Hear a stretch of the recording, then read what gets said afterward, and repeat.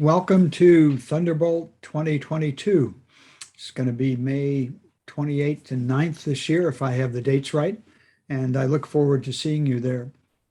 This session is the student session of classroom material for Thunderbolt, and today we're going to focus on braking, which is one of those things that is one of the basics, but also one of the things that even pro drivers spend lots of time working to refine. But today we're going to highlight a lot of the basics for proper braking technique on the track, and hopefully provide a tip or two that is useful to you, whether you're a new driver on track or have done a few events, or even if you've done a lot of events. You're going to find a few tips here you can take away, I hope. So I always start with the normal disclaimer that if you try something here and it doesn't work, it's your fault. All of this is when we get on track, we're doing that at our own risk. So we're going to talk for a minute about where braking fits in the overall driving scheme of things, if you will. And then we'll use some examples at Thunderbolt to talk about different braking techniques for different corners, and then we'll wrap up. So to begin with, when we want to learn our way around the track, and this is something that your instructor will work with you on, this is the proper sequence to focus on. The line, knowing the right way around the track, is number one on the list. Number two is how to exit the corner,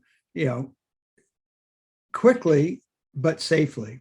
And that's all about knowing where we can get on the gas pedal, called the throttle application point. And if we do that properly, we can safely accelerate from that point.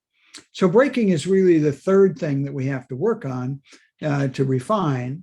But that said, getting the proper braking technique in place, even if we're not focused on optimizing braking yet as a student, getting the right technique, ingrained in your right foot, if you will, is really important. So let's talk some about how braking fits into the process of getting into a corner. So let's break it down here. Obviously, when we're coming down a straightaway, approaching a corner, at some point, we're going to move our foot off the gas pedal onto the brake. And we can do that quickly. And as you'll see, we can get on the brake pedal pretty firmly in most corners. So we're going to brake in a straight line. And then at some point, we're going to begin to turn. And in some, if not many corners, we'll still be on some amount of braking.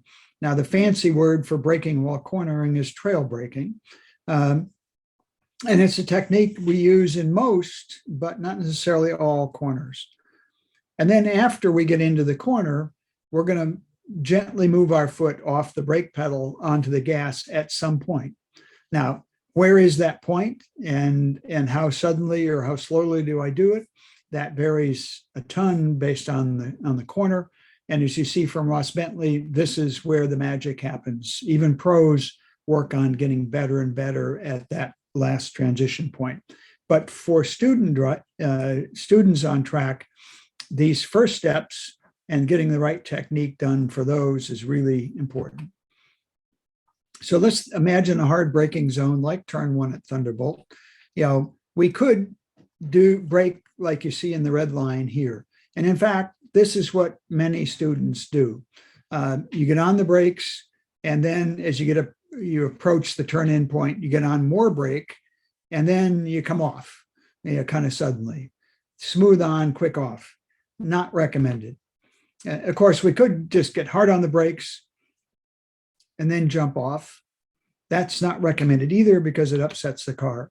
Here is what we want the brake effort to look like. Imagine this graph represents how hard your right foot's pressing on the brake pedal. So in a hard braking zone like turn one, when we get to the braking point, we're going to move our foot quickly over to the brake pedal, and we're going to press on the brake pedal. And as soon as we feel resistance, then we're going to brake hard.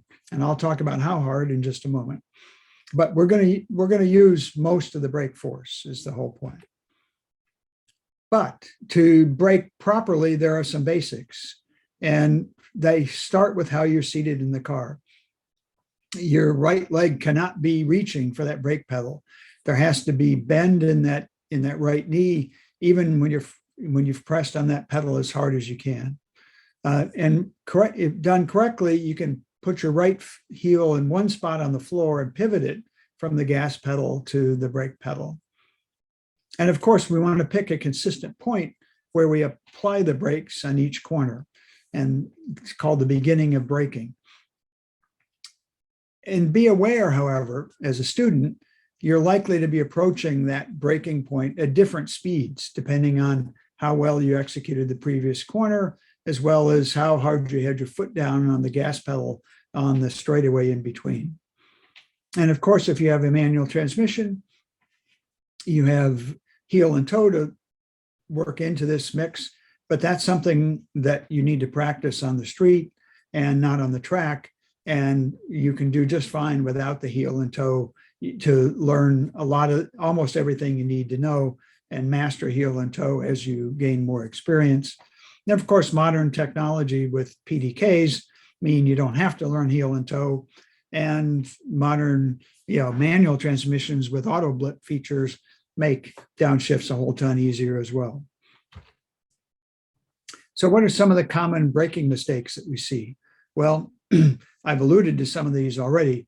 An inconsistent braking point, in other words, not getting on the brakes at the same point each time, or getting on the brakes at the same point, but not with the same amount of effort. Early on in their driving career, students may often jump on the brake pedal or off of it. Now, your instructor is going to catch that right away and have a discussion about it, fix that. But we have to use the controls smoothly, and I'll talk about how to use full brake force without jumping on the pedal in just a second. And I've already talked about this: too little pressure, too early, and too much late. That was the red line in that earlier graph. That's a common mistake. In yellow and blue run groups, we see the same mistake. As people go faster, they still make the same mistake because they find themselves approaching a turn-in point faster than they were the time before. And oh my gosh, I got to get on more brake. Well, that's something we have to unlearn, because this braking technique we're talking about on the track is the reverse of the way we drive on the street. On the street, as we approach a stop sign, we gently get on the brakes, and as we get closer to the stop sign, we get on the brakes harder, and then we stop. Well, on the track, we're not stopping. We're slowing the car, and we're trying to have the car nice and smooth and balanced to enter the corner. And to do that, we have to apply this kind of braking technique, the reverse of what we do on the street. Another common mistake is to come off the brakes, immediately go to the gas pedal aggressively. And that will definitely upset the car, and you may well run out of road when that happens. Another common mistake in many groups, usually not in green, but in yellow, blue, and even in white and black, is trying to brake late. And in other words, brake as late as possible. There is no reason to brake as late as possible for reasons I could explain, but we want to focus on the smooth transition off of the brake pedal onto the gas in the corner. And if we try to push the braking point too late, guess what? We mess that up. So let's talk about the technique of using lots of brake pedal without upsetting the car. First of all, we've already talked about in a heavy braking zone, we want to use most of the brake pressure. So if you imagine full on, as hard as you can press the brake pedal as a 10, the point where you would engage ABS, we want to be just short of that at 9.5, which is where the car will stop the quickest. And to make that work, it's quite simple. We move our foot quickly, pivoted actually, from the gas pedal to the brake pedal. And then we press. And as soon as we feel pressure, we press hard. And I mean hard, because it takes a lot of effort. If you're not used to this kind of brake pressure, you'll be surprised at how hard you have to press. And I say that because most people, their natural tendency is to maybe get to a 6 or a 7, not to a 9.5. So we really want to use a lot of brake. And we want to develop that technique so that we can, in fact, do something like this for turn 1. We can get on the 9 or 9.5, and then as we begin to approach turn in, we're beginning to reduce that amount of brake pressure, somewhat. We go from 9s to some 8s to some 7s and so on. And so the time we get to turn in, perhaps we're at a 2 or 2.5. So, and shortly after we turn in, then obviously we're going to come off the brakes and go to pick up the gas pedal. But guess what? If we don't brake hard early and we wait to get on the 9s, we can't be at a 2 by the time we turn in. So think about braking. If it helps you to think about braking on this scale, apply that as a logic to why we want to get on the brakes hard. Now, not every corner requires, a 9 to slow down. There are a number of fast corners at Lightning, and so we may only need to get on a 3, for turn 4, turn 6, maybe some others. But it's the same technique. We want to use the 3 at the beginning of the brake zone, not at the end. And this is doubly important in a fast corner, because in a fast corner, we want very little trail brake, very little braking at all after we turn the car. So notice we're going to turn in at a half or less, and we're going to come off, gradually but quickly right after we turn in. And so the technique is just as important here as it is in heavy braking corner, even though we're only maybe our initial application might only be a 3 or a 4. We still want to get on whatever that is, and then gradually bleed that off as we get to the turn-in point. So Thunderbolt has, as a track, a mix of corner speeds. It has some slower corners that are classic trail braking corners. It has the Octopus, has some very slow corners. And then it has fast corners, as I just mentioned, which require very little trail brake. And the corollary of that is most of the braking in those corners, in fact, in any corner, but particularly in those, is going to happen in a straight line. And in fact, depending on your car and the corner and so on, you may just need to do a gentle brush of the brakes, where instead of a 3 as the initial application, it might be a 1 or a 1.5 to just kind of settle the car, put a little bit of weight on the nose to help the car turn, and then move ahead. Now, as you get better, you can focus on end braking. So if you're a student in blue, or you've done a bunch of events in yellow, you should start paying attention to where am I coming off the brakes? Am I consistent where I'm coming off the brakes? And can I make myself consistent? Because this is really, as you get better, the most critical reference point in the early part of the corner. It needs to be consistent pace, consistent attitude, and so on. And a great way to to move in a big step in this direction is to be aware of exactly how much brake pressure you have at turn in on a given corner. Let's say turn 1 as an example. Am I always at a 2 at the turn in? If I'm always at a 2, then I'm going to be pretty consistent in coming off and make myself. Now, that means consistent brake pressure and consistent speed. So if we're coming in one time at 65 miles an hour, another time at 68, then obviously that doesn't work. So the speed has to be consistent. And once it is, then the brake pressure should be consistent. So to summarize, we've talked about the track braking technique, and we really got to remember those basics and make them become second nature. That's that hard initial brake and gentle release. And think about most of the braking happening in the first third of the braking zone, because that's where we want to scrub off most of the speed. The amount of trail braking that we're going to do varies by corner. It varies a lot. And varies a bit by car. Mid-engine cars don't like quite as much trail brake as front engine or rear engine cars. But the corner variations are larger than the car variations. But I can't emphasize enough that the smooth transition off the brake onto the gas is really what we should strive to do. And I say to people I ride with, who have more experience, the goal should be, I can't tell riding in the car when you've taken your foot off the brake pedal and gone to the gas, that the car is smooth enough in that whole transition that I can't tell. So with that, we're going to next go to Thunderbolt turn by turn, and I look forward to taking you through that here in just a second. I'm going to pause for just a minute to make that happen, but again, I'll see you at Thunderbolt, and I hope you've taken some tips away today that you can use at the track. So great. So I'm going to talk about the track.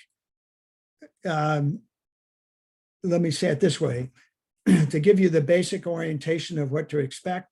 But the main thing you're going to work on, especially those of you who are new with your instructor, is to learn the line and to get to a point where you can drive the line reasonably consistently.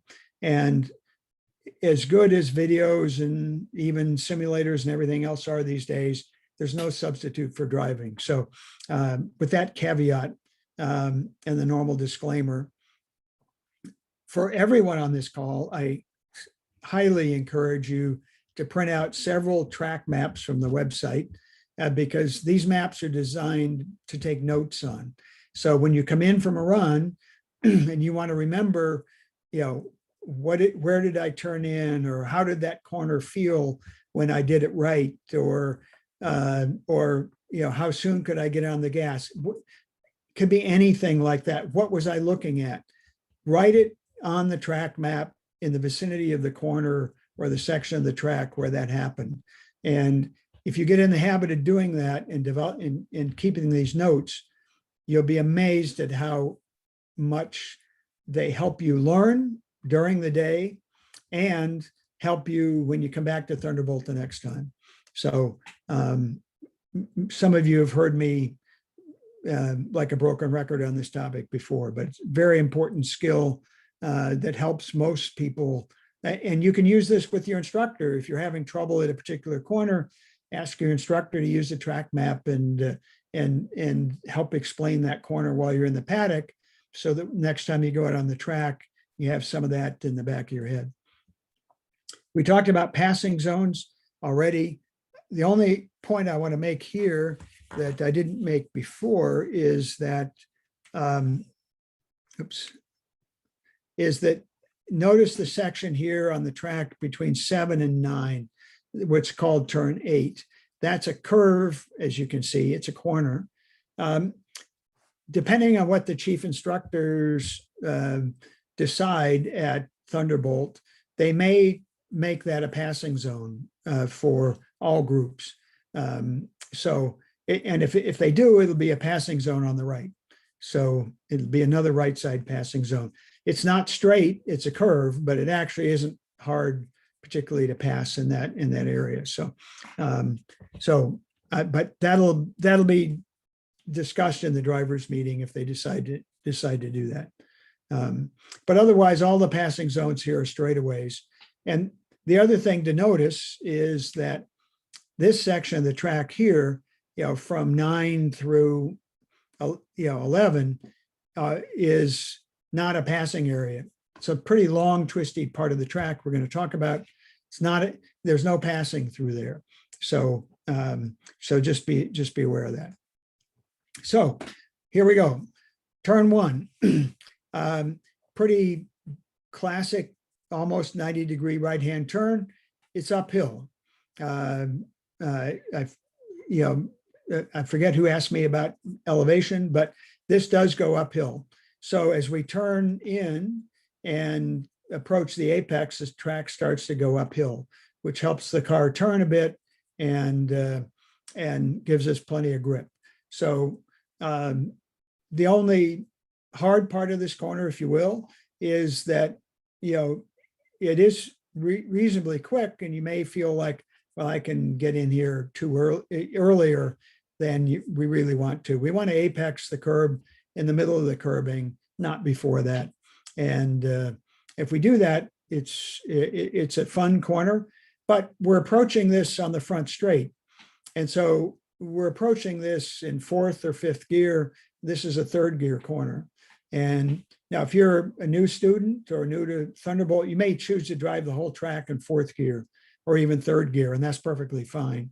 But my point is, you're going to be doing heavy braking entering this corner. So the challenge here is get on the brakes in plenty of time, slow the car down in a straight line, turn the car in, and then we can pick up some throttle as we approach the apex and begin to accelerate up the hill. The curb at track out here, and I should point out, I apologize, I have these cryptic abbreviations on the slides. There's a TI for turn in, the turn in point. There's an A for apex, and there's a TO for track out. Those are the three basic points that determine the curve or the line, if you will, in any given corner. So just the one thing to be aware of here, the track out curb is, you shouldn't be driving on it in the student groups.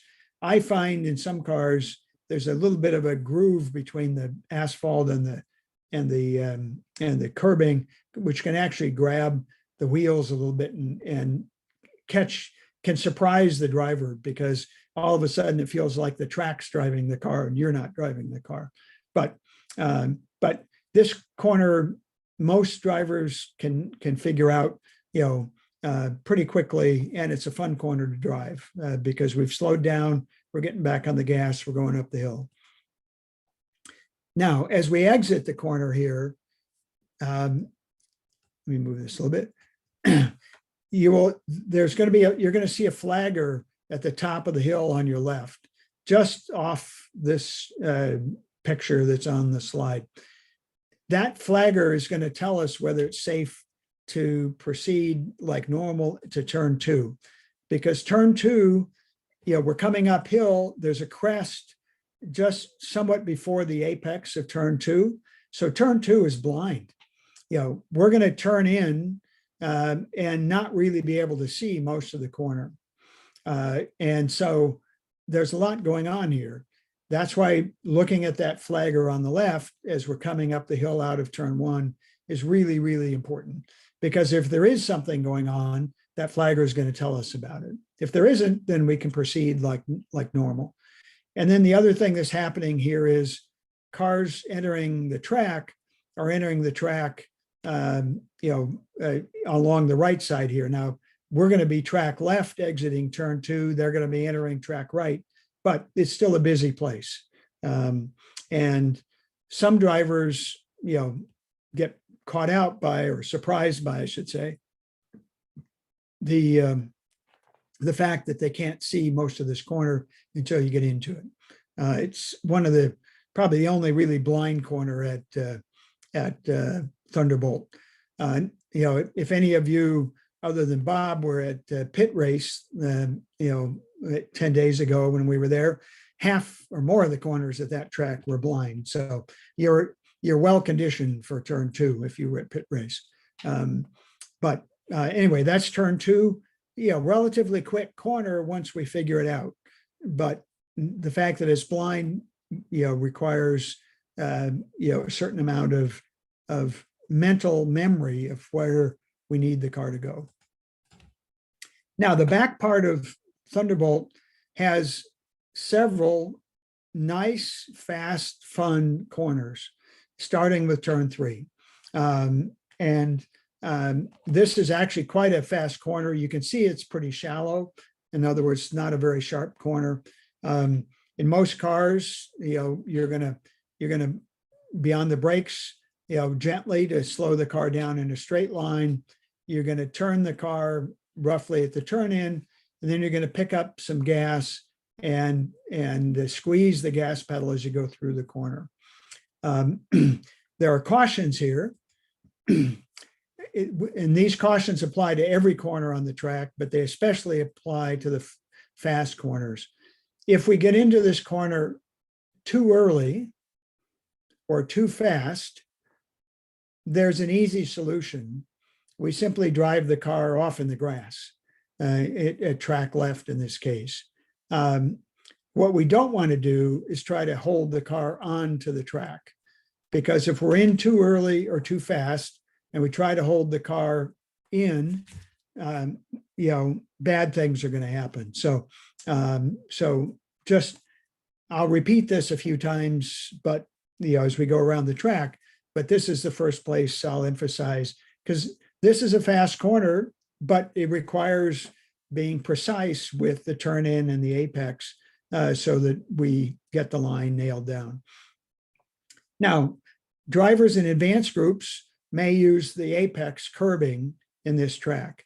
And by that, I mean the curb here where the apex is. You can see the red line is covered up, the red and white curbing, but there's a long set of curb here in the middle of turn 3. I do not recommend that those of you in green and yellow, or maybe even in blue, but certainly green and yellow, do not recommend that you use that curb, because as you go faster in the advanced groups, the inside of the car is less loaded. The car is less impacted by driving over that curb. But at the speeds you'll be driving, that curb can actually upset the car, and it's not worth it, from a learning perspective, to try to use that curb, or frankly any other curb that I'm going to talk about tonight. So be aware of the curbs there. If you do brush it, it's not going to be a big deal. It shouldn't be, but if you do hit it too much or at the wrong angle, it can really upset the car. And I'm going to repeat questions, comments as we go around here. Please jump in.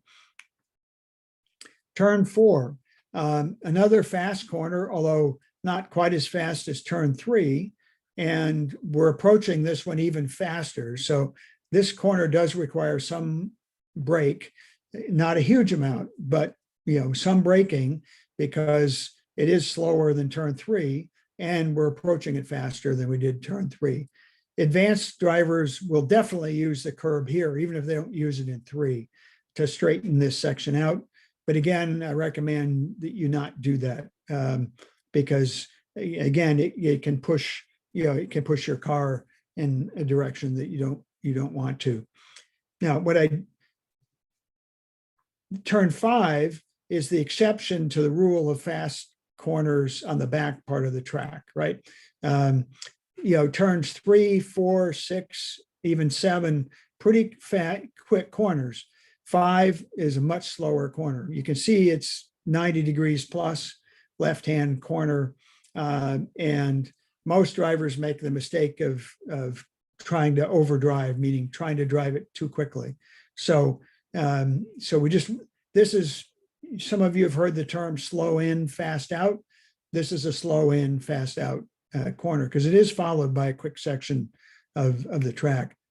Now, I want to make a point here about the connection between turns 4 and 5. They're pretty close physically. There's not a big distance between 4 and 5, and it turns out that if as you exit turn 4, if you don't try to force yourself to get all the way back track right, entering 5, it's just a lot easier. And there's no reason, the way turn 5 drives, to be all the way track right. So we tend, pretty much everybody tends to approach turn 5 from mid-track, or even some people from the left side of the track. But as in green and yellow, think about the middle of the track here. Don't worry about, because it's kind of you almost have to force the car to get all the way back to the right here, and it's kind of unnatural, where the car is perfectly happy being in the middle of the track and turning in for 5. It's the exception to the general rule that we want to be all the way track left or right, before a corner. So turn 6, coming up, another nice quick corner, a little bit sharper than 3, not as sharp as 4. And I'll emphasize here that like several corners at Thunderbolt and many tracks, the apex is not just a point. I've drawn on the slide here the apex as an arrow, like it's a specific point. But if you notice the red line, it follows this apex curbing for quite a distance. And think of that as a zone. We want to run along that curbing along the edge of it for 10 or 20 or maybe even 30 feet, to make this a nice, big, gentle arc. This corner, requires a little bit of brake, not a lot, a gentle brake, back on the gas to settle the car and drive through the corner.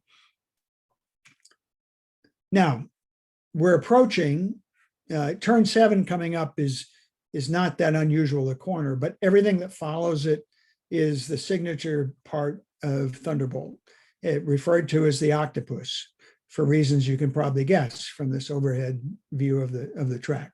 And so there's this whole sequence of connected corners which means it's starting at turn 9 all the way through to turn 11. We have to compromise what we would normally drive in order to deal with what follows. So if you're in green and yellow, don't worry too much about that. Your instructor is going to show you the line. But 7 is pretty straightforward, although it's slower than 6, and we do have to do some braking to come in. But still, it's a fun corner, nice and quick, and it feeds into turn 8, which is actually, it's not a straightaway, but it's one big arc, and we don't treat it like a corner. We just drive it. And there's as many lines through turn 8 as there are cars and drivers, I suppose. But the idea is find an arc from the track out of turn 7 over to the vicinity of the turn in for turn 9, which by the way is not track left. It's somewhere between the middle of the track on the right side of the track here. Your instructor will work with you to find an arc through here that you're comfortable with, and it's great fun. The cars, it's relatively quick, and a lot of fun to get the car hustled through this nice big wide sweeping turn. What that sets us up for, though, is, whoops, went the wrong way. Sorry about that. But I guess I did. Is the whole octopus. So here's turn 9. So we're approaching turn 9 from that nice sweeping arc, but notice how sharp turn 9 is. If you look at the whole, dimension of this corner, it is well and truly a lot more than 90 degrees. It's a pretty sharp corner, made worse by the fact that the way we have to exit it to set up 10 compromises the exit. And if anything, it's off camber. So the track up to this point has had favorable camber, nice corners, nice quick corners. Now it's set us up to suck us in. We've been comfortable. We've been going through corners. The car's felt good. It's felt glued. We're going quick. Now, guess what? Slow corners, unfavorable camber, all the reverse of everything we've just put up with. So we've just experienced, which we liked. So, we have to adjust our head coming into this section. So this is a very slow, long corner. Lots of trail braking. What do I mean by trail braking? You can use the brakes, at 30%, 40%, 50% as you slow down coming at the end of turn 8. And that's going to do two things. It's going to slow you down for turn 9. It's going to help the car turn. Look how far the car has to turn for turn 9. We have to have the steering wheel turn to the right, what seems like forever. And by the way, as you start turn 9, turn your head to the right at least 90 degrees. You should see your instructor's helmet in your peripheral vision, probably, if you're looking correctly. Got to get the eyes all the way around the corner here. So, and we have to be patient. Slow corner, and we're going to follow the curbing all the way around. And the reason that it's compromised is, notice that the line exiting from turn 9, we have to hug this curbing all the way so that we can kind of go diagonally across the track to the beginning of turn 10 over here. If we had exited turn 9 over track left, which is what we would like to do to make it faster, now we'd be in worse shape coming into 10. So, and 10 is this whole 180 degree plus corner, and the line here is pretty simple. The line is follow the curbing, follow the curbing all the way around. And this, and I should point out that elevation, from 9 down to 10 is downhill, which is not helpful. And the track is off, and the track is angled or cambered, if you will, banked in the wrong direction. So the track, this whole section of the track here is off camber, meaning the car feels like it doesn't want to do anything. It's not happy. Well, it's a slow corner. We follow the curbing around, and requires patience. For those of you who've done skid pads or autocross, this is a great play. This is a big skid pad. Oops, I went the wrong way. It's a big skid pad. You can, give the car a touch of throttle, and the car will probably run wide, or you can back off the gas a little bit, and the nose will tuck in. So it's actually a good place it's one of the very few places on a track that we drive where you can actually experience, that kind of reaction to a car on track at a safe speed, because this is a slow corner. So, hey Bill, just a quick question about that. Sure. So if it rains over the weekend, do we need to be extra cautious about this particular turn, or could we kind of treat it like a skid pad, kind of like what you were saying? That's a great question, Angelo. Yes, you can. This corner you can treat like a skid pad, because this is slow enough and safe enough that if you were to spin the car or something, nothing bad's going to happen. There's all kinds of runoff, and you're not going that fast. If it's wet, it's the fast corners to treat with ultimate respect, because if it's wet and you go off, in a fast corner, not so good, right? And when it's wet, the grass is wet. So when you hit the grass, the car doesn't slow down nearly as much as it would if the grass and dirt were dry. So that's a great question, and this actually would be a fun place to drive in the wet. Because you could dance the car around here with the gas pedal without any trouble at all. I wouldn't mind having a student do that. I'd be comfortable with that. I would not be comfortable with a student doing anything like that in the faster corners. Okay. So 11 A and B, or 11 and 11A, depending on how you count the numbers, is this flat set of S's. But notice that we have to enter, we want to enter the beginning here from track left, which means that we have to exit, turn 10, all the way over here. Again, we would prefer to exit turn 10 on track right, but because of the way 11A is set up, we actually have to hold the left side of the track here longer than we would typically like. So we straighten this section out, and now we're setting up the front straight. So now we're beginning the fastest section of the track.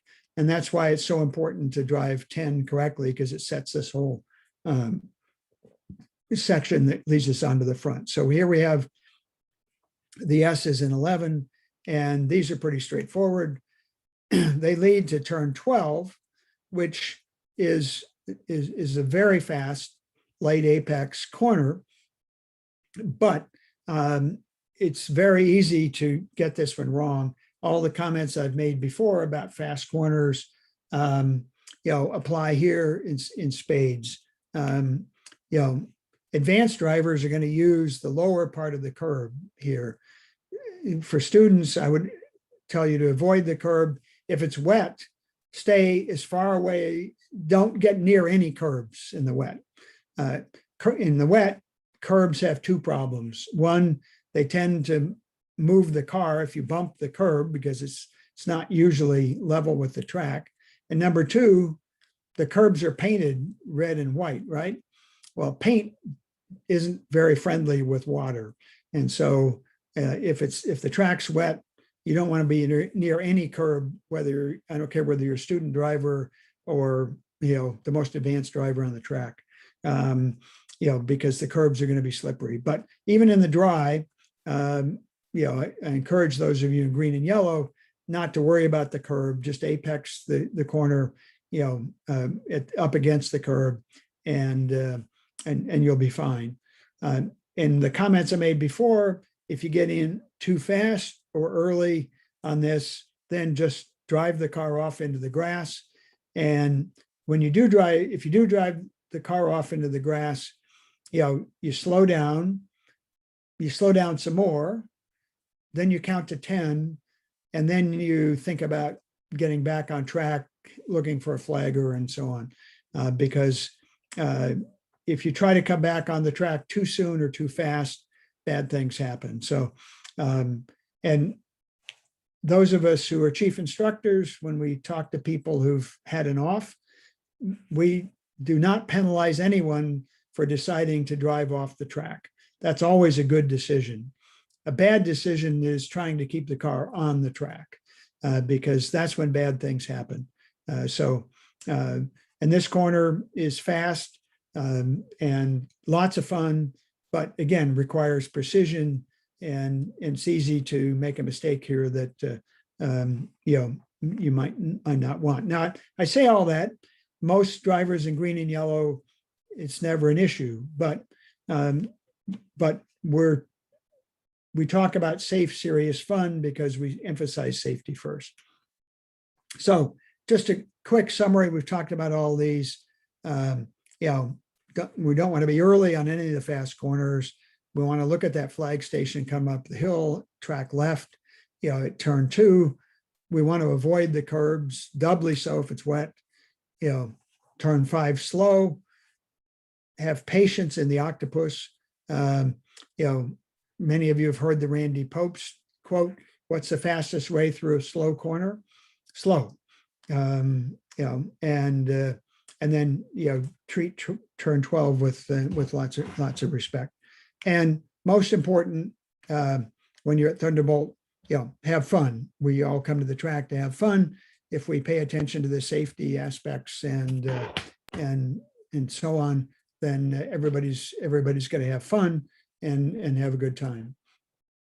So again, I went quickly, so let me pause and see if anyone has questions or comments before we wrap up.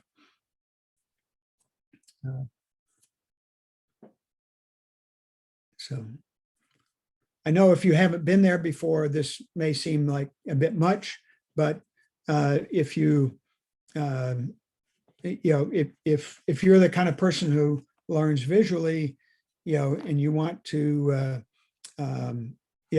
print out some of the not only the track map, but some of the diagrams to take notes on, that can work as well. But I don't think any of us can learn a corner as well from anything other than driving it. So at the end of the day, what you're going to do with your instructor on track is going to be the key to learning the track. All right. So Just first off, this is great information. Thank you. Can we expect either track markers or cones to identify the turn in and track out points? Oh, Paulo, thank you for that question. That's so basic, I forgot to mention at the beginning. There should be, and normally are, cones at all three of those reference points, at turn in, apex, and track out. And Thunderbolt's normally very good about having those in place, and our chief instructors check those before the session gets going. Now, two comments about that. First, the track out cones in particular often get hit by exuberant drivers. And so the track out cones may get knocked down. Occasionally, one of the others will get knocked down, but not nearly so often. And two, since cones can move, as you get more experience, you want to find reference points that aren't cones. But if you're in green or even yellow, those cones are there to help you learn the track. So yes, absolutely, they're there. Your instructor is going to, use those cones to, give you a reference point. And if you're a brand new driver on track, never been on track before, you're going to kind of drive almost point to point on your first couple of laps. You're going to turn in at the turn in cone. You're going to look at the apex cone. You're going to look at the track out cone. Well, if you think about that, two straight lines, one between the turn in and the apex and one between the apex and the track out, that's not really the arc that we want between around the corner. But so we want to get as soon as we can, we want to get our eyes up a little bit so that we kind of smooth that out and make that a smoother motion. But the general advice that we all give is, if I'm in the braking zone for turn one, and I'm about to finish my braking, I want to be looking at the apex cone. I want to be focusing on the apex cone and picking up the turn-in cone in my peripheral vision so that I can turn in at the right point. But my eyes are already ahead of where I'm going.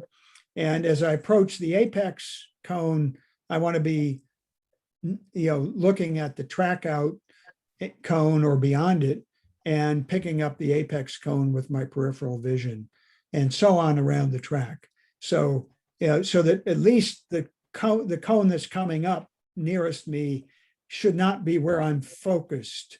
I should be focused, one ahead of that and looking for that next one out of my peripheral vision. Does that make sense? Yes, thank you. Great. So that's a great question and a perfect example of me, jumping way too far ahead for people who are new to DE. So thank you for asking that. Other questions? Comments? Okay. All right. Well, going once. I thought I heard somebody. So Bill, we have access beginning tomorrow, 7 p.m. I believe that. John, you're breaking up, so we're having trouble hearing you. And are we going to be? And are we do we have tech as a potential for tomorrow, or is that refer back to the track? I would, I'll put it in the chat. Yeah, as I understand John's question, it was, is there going to be tech at the track tomorrow night, Thursday night? I don't know the answer. Bill, yeah, that is the plan. The plan is to do it from, I think the club can enter the track sometime from 7 on. So if we can get some cars done, it makes it easier in the next morning. So we'll probably be there from we get in a little early, so 7 till about 8. We'll get some cars, we can get them done. That's the plan. Good. Great. Bob, thanks for that. Yeah, that everybody should know that normally, if it's possible, the tech folks will, prefer to tech as many cars as they can the night before, because it just makes the morning of the event that much smoother. But it always depends on when the track decides to let people in, and that's very hard to predict. But hopefully that goes according to plan, and Bob and the tech team can get a bunch of cars teched tomorrow night. If you're planning on getting teched on Friday morning, my advice is always get there plenty early, so you're not the last one in the tech line. It's a lot more comforting, especially if you're new to this, to get through the tech line early and not be worried about a long tech line. Okay. Bill, Any other- Bill, Yes. Mike here, Mike Sportsman's Arena. I didn't sign up for anything, but I just because business I'm involved in. But if I came down on Saturday, is it possible just to observe the track and everything? Mike, yes, it is. A year ago, the answer would have been no because of the track's COVID rules. But as far as I know, as of now, you could come down and observe. Absolutely. Do I have to bring any identification or anything like that, or just show up? No, you can just show up Okay. introduce yourself. Excuse me, I just got a cramp. But been sitting too long. No, you can just show up, and those of you coming, if you have friends or family that want to join you, they're always welcome in the paddock. Of course, you can't go on track, but you can certainly observe from the paddock and the other safe areas around. Great, thanks very much. Sure. Okay. All right. Anybody else? Great. Well, then we're going to wrap up. Thank you, everyone, for hanging in Thank you, there. Bill. Thank you very much. It was very useful. Oh, great. Thanks, Monica. Thanks, Bill. Thanks for your time. Thank you, Bill. Good night, all. All right, thanks Good a lot. night. Good night. See you.